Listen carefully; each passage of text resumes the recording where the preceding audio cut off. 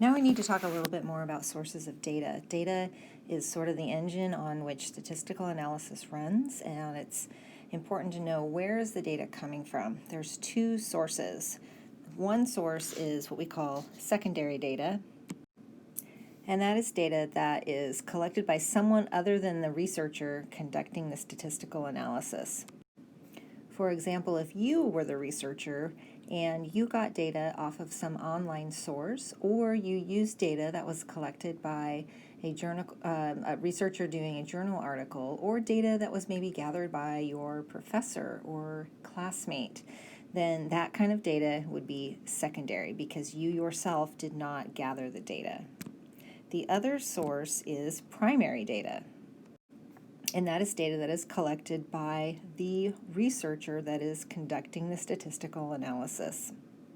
For primary data, there are three possible ways to gather the data: direct observation, survey, and experiment.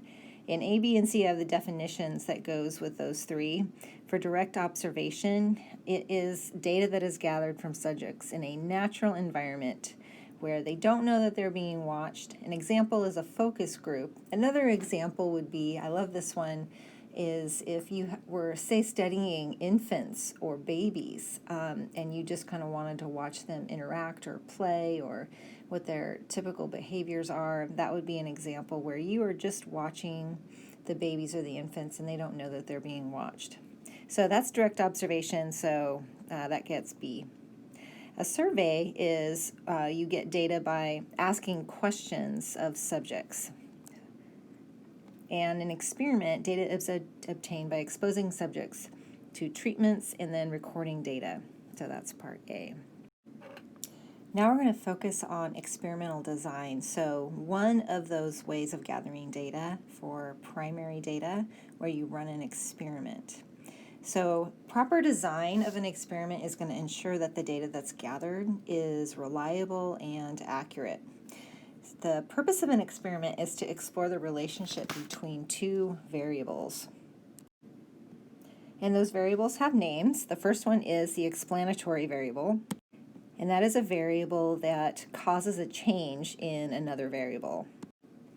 So a variable is something that can take on different values. The different values that an explanatory variable takes on are what we call different treatments.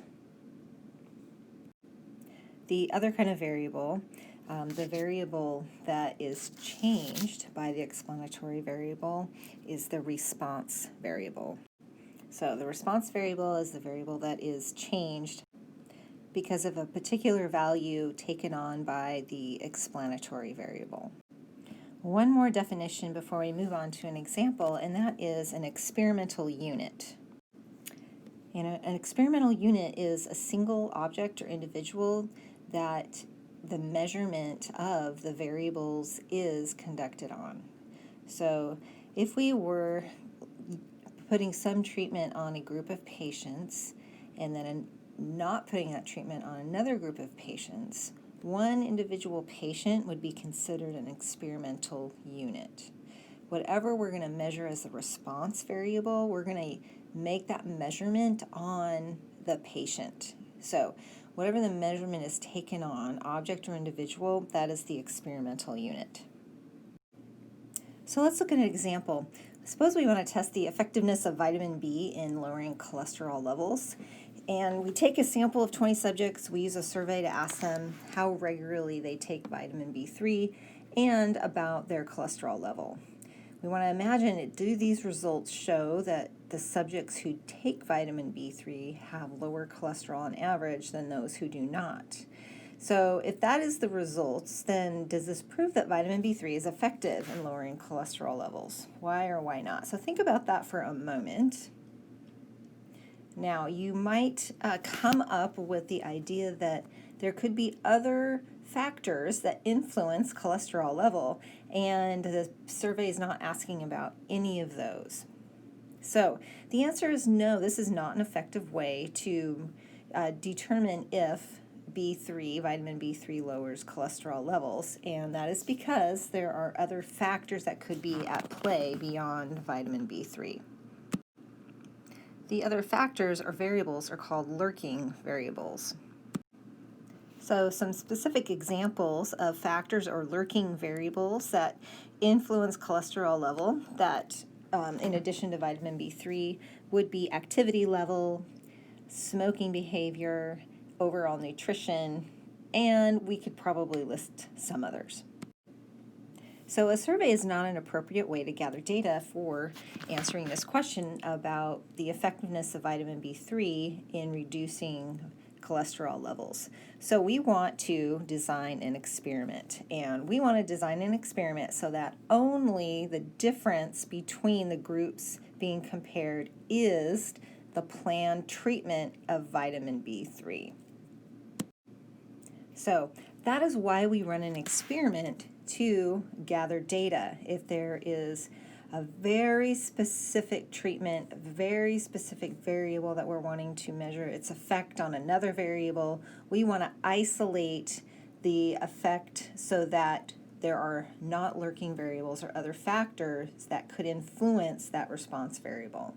So to do that, this is accomplished by randomly assigning experimental units to that treatment group, the experimental group, and the control group.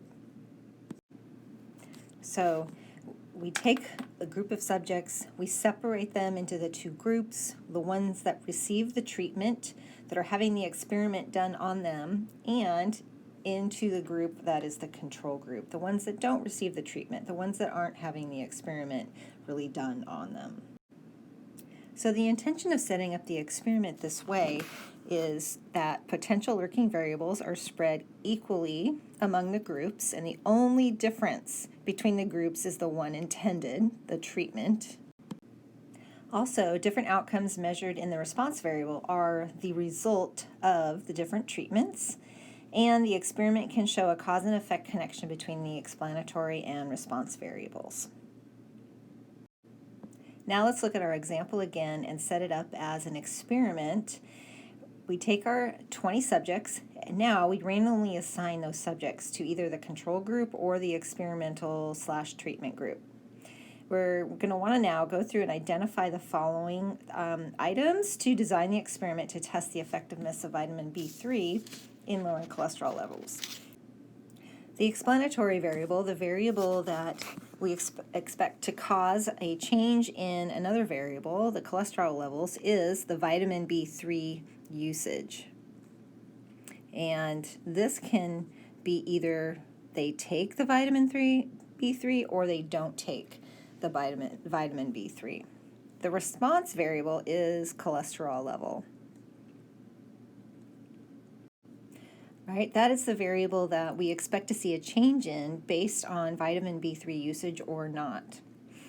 The experimental or treatment group are those subjects that get the vitamin B3. And the control group are the subjects that don't take the vitamin B3. And the difference between the experimental group and the control group is whether they take the vitamin B3 or not. So the vitamin B3 usage.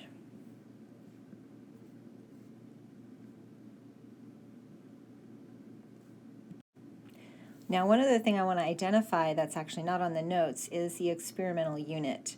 The experimental unit here are the subjects, the individuals that are either placed in the control group or the experimental group, because the usage of vitamin B3 is measured according to a particular subject, and cholesterol level is measured according to an individual subject. So the subjects in the two groups are the experimental units.